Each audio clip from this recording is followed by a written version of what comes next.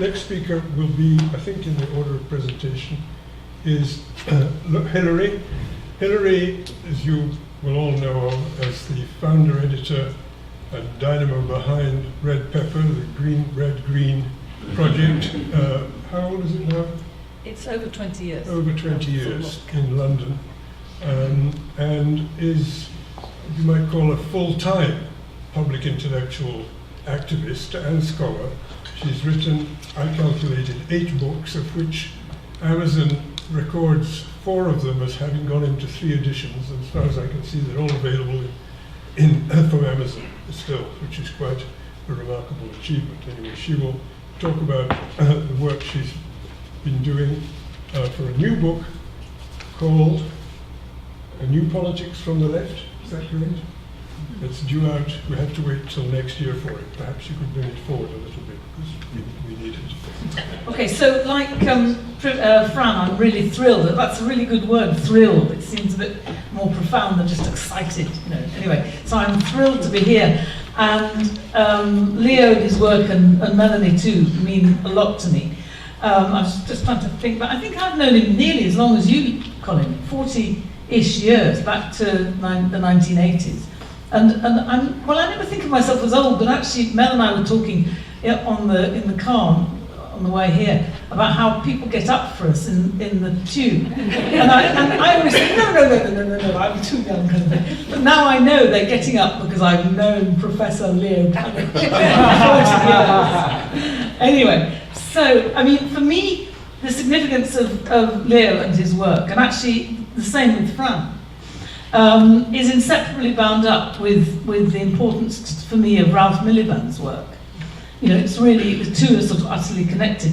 Because for me, Ralph, well, I think not for me, for everybody, Ralph was always struggling to transcend pessimism. I mean, parliamentary socialism, in a simple sense, is pessimistic in that it's saying, you know, the transformation of the Labour Party into a socialist party is well-nigh impossible.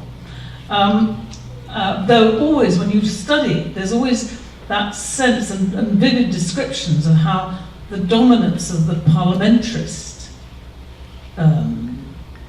character of the Labour Party, that dogmatism about Parliament, not about socialism, is always based on the suppression of actual real sources of transformative energy, you know, right from the beginnings onwards. So in a way, he's mapping out that sort of other side to the Labour Party, which I kind of tried to develop a bit with a book on Labour, A Tale of Two Parties. That sense that always has been another party, sort of in and against the Labour Party.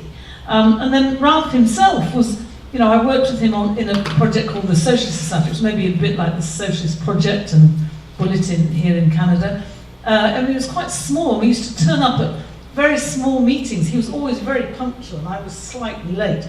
And he would be discussing pooled fares with somebody organising the pooled fare system, which was always first on the agenda. So he was immensely conscientious about building agency, and was really determined, you know, within his lifetime to see some kind of alternative political agency. He was really inspired by Tony Benn, and this is obviously also where Leo came in. And so I'm dwelling a bit on Ralph, but all the time it's also about Leo. And he got very involved in working with Tony Benn. His desire for some kind of transformative political project led him to contact Tony Benn, and they created what now looking back is actually rather important, but seemed at the time quite small and rather beleaguered, little group of people who met in Tony Benn's front room, and it was called something like the London Corresponding Society. Maybe it added International London Corresponding Society, and I'm sure Leo came to it occasionally. And now Jeremy Corbyn is saying that he didn't go to university, but he's got his political education through the London Corresponding Society. So that was an important moment, and I wish Ralph was here now to see the results of that.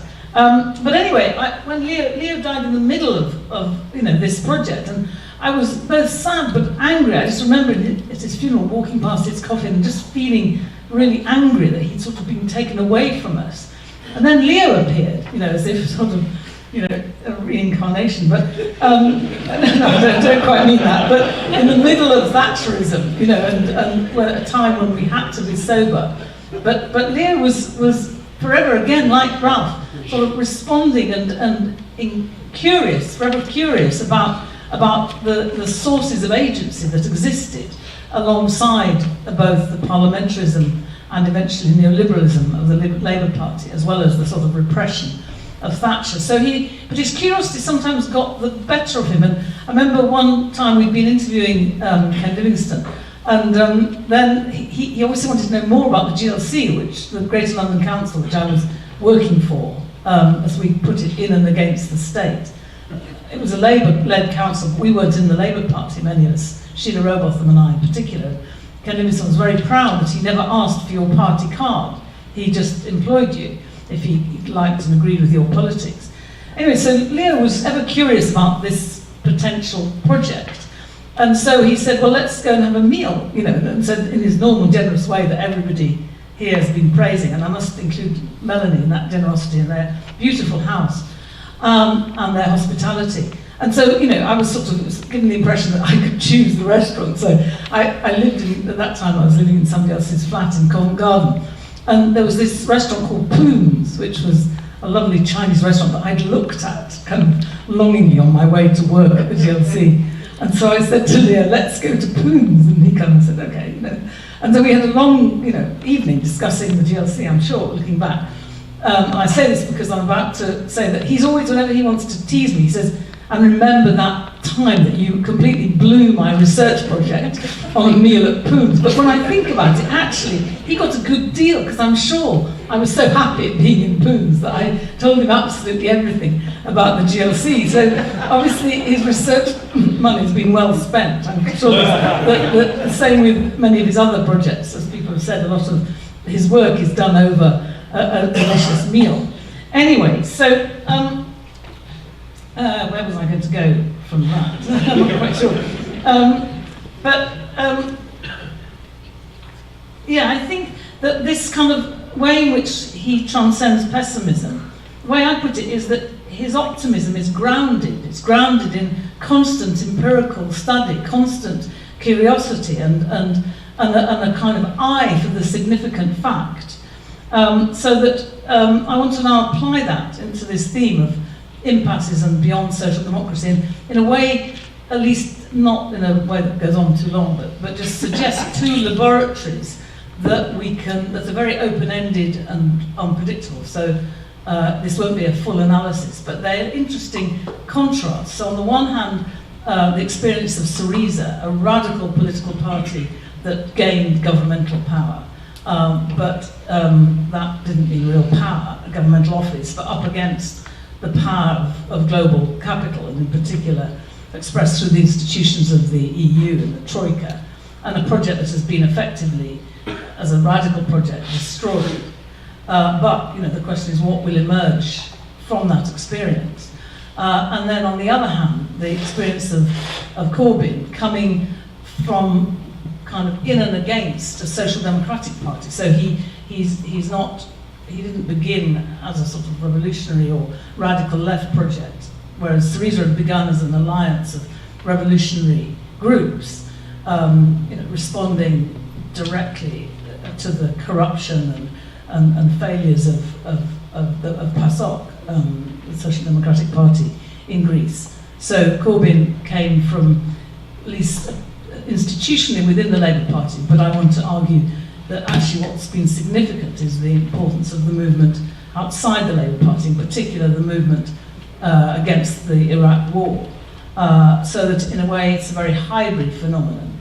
So I want to just look briefly at what can be learnt from those two experiences in terms of them both being responses to the impasse of social democracy and both representing different ways of going beyond it, but I think both in the end raising questions of what kind of political organisation we need, which links into Fran's questions about a political party. And in a way the British situation it's got some similarities with the American context. I mean, it's a parliamentary system, but we too have two competing parties that are mainly driven by the electoral logic. but the Labour Party is rooted in complicated and ambiguous ways in the working class movement, which has given it this constantly contradictory character whenever there is any kind of real strength or radicalisation of the Labour movement. It gains some political expression within the Labour Party. So, just briefly, just firstly to talk very briefly, summarise how I see the kind of impasses of social democracy, and then talk a little bit about how the two different laboratories, as it were, go beyond that and break with it, but on the other hand, without a clear dynamic as to where they're going. So the kind of 4 points I'd sum in a summary way point about the sort of limits and impasse of social democracy that are really internal to its own character. On the one hand, its allegiance to the redistribution of the profits rather than the challenging of the mode of production that is driven by the sort of motor of profit and accumulation.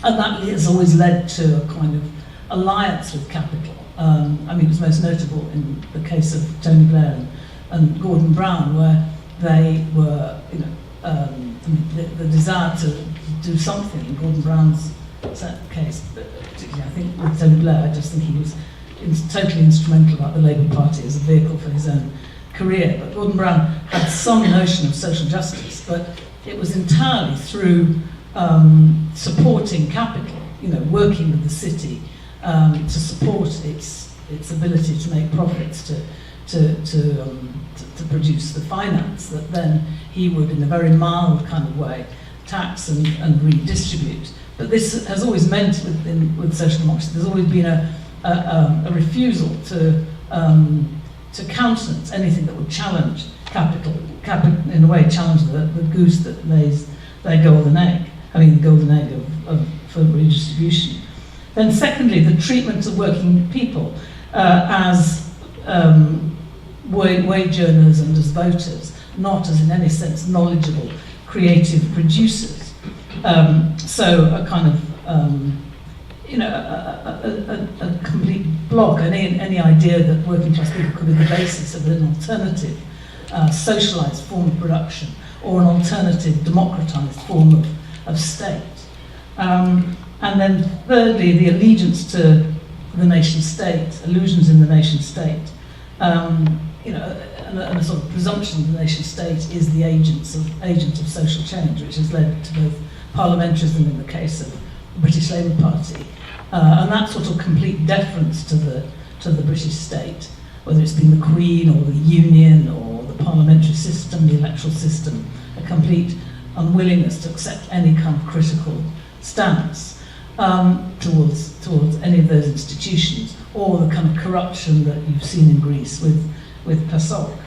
And then finally, partly as a result of all these, a treatment of any movement that challenges this either deference to the state or the alliance with capital as a threat, and this kind of attitude reinforced by the Cold War, so that it's consistently in the post-war period, different social democratic parties have expelled anything that is, as it were, an expression of radical social movements, particularly the movements from '68, inside the party. So in a way, the party deprived itself, whether it's the German Social Democrats or the PASOK or the Labour Party, deprived itself of any impetus of renewal, the kind of defeat of Tony Benn, denied the Labour Party, and the defeat of the GLC, refusal to stand up for the GLC against Thatcher, denied the Labour Party any kind of intellectual or energy kind of renewal, because this is where that renewal was taking place.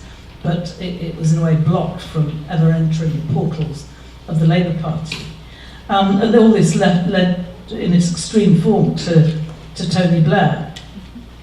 So that in a way, when Corbyn stood inside the Labour Party, and it was a bit accidental how he became on the ballot, although I'd argue that actually, if you looked at the detail of that, it's to do with the lobbying that took place by social movements, by social movement activists.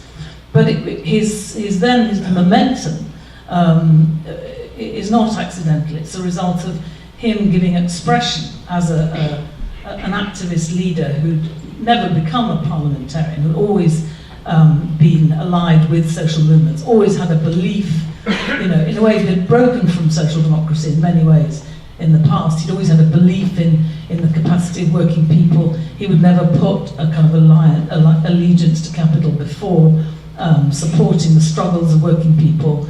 He probably, not in a very worked out way, but he had has a kind of notion of transcending, going beyond capitalism. I mean, it's not very kind of worked out. I think in the case of John Donald it is. But there's that sort of commitment there to a genuinely socialist project. I mean, you could maybe say he's a social democrat who means it. He's going to push the values of social justice and the commitment to social ownership to the limits. He's not going to accept any kind of opposition. And I think too, he's got this belief in the creativity of working people. He's said so very explicitly. The conference in the last few weeks, was constantly talking about an alternative that's driven by the creative capacity of working class people. And that's his sort of ethos. And it's meant that it's been quite easy for him to call for support, to call for the kind of counterpower that in the case of Greece they never really did, for all their talk about social movements. The thing the question that remains for Corbyn is, can the Labour Party be changed? That he himself has made the break. He's gone beyond the impasses of social democracy, and he's driven by a movement coming from outside, particularly coming from those disillusioned with the Labour Party over the Iraq War, but also over privatisation and inequality. But can that be sufficient to transform the Labour Party? Or does it lead to questions about something new, not necessarily electoral? And then quickly to move on to Syriza, which, as I say, was an alliance of revolutionary movements.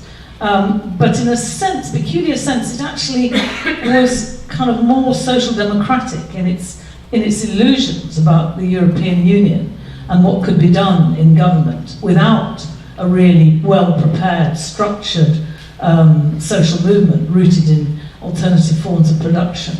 And so now we've faced their defeat at the hands of the EU, and most of their activists having left, not just to form a different political party, but to work with what there is of solidarity movements, alternatives on the ground, but also just to remake their lives in a personal kind of way.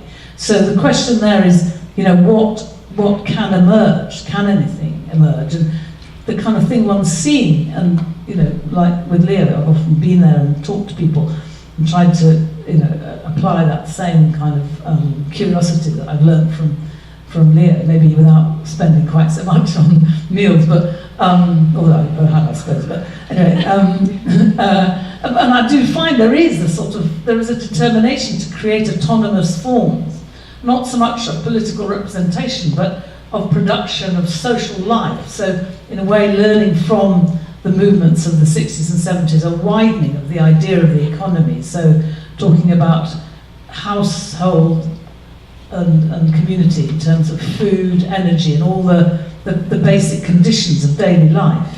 So there are sort of ways in which they're going beyond social democracy, whose character isn't clear. So I must now wind up with the final question of, okay, so what does this mean in terms of going beyond social democracy? What kind of political organisation?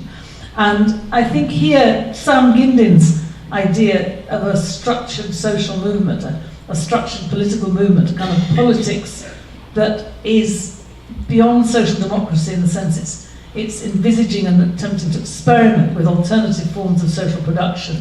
It's based on building the capacity of working class people, and which is not just believes, but is a product of, I think is something we've got to re-explore, but in ways that doesn't deny the importance of electoral politics, but sees it as, in a sense, the servant of a transformative movement exercising power as transformative capacity. But this is all open-ended, so we need Leo. This idea of celebrating his work is all very well, but it must not be seen as, in any sense, giving him the license to kind of slow down and all this kind of thing. He's got to carry on. We need that work.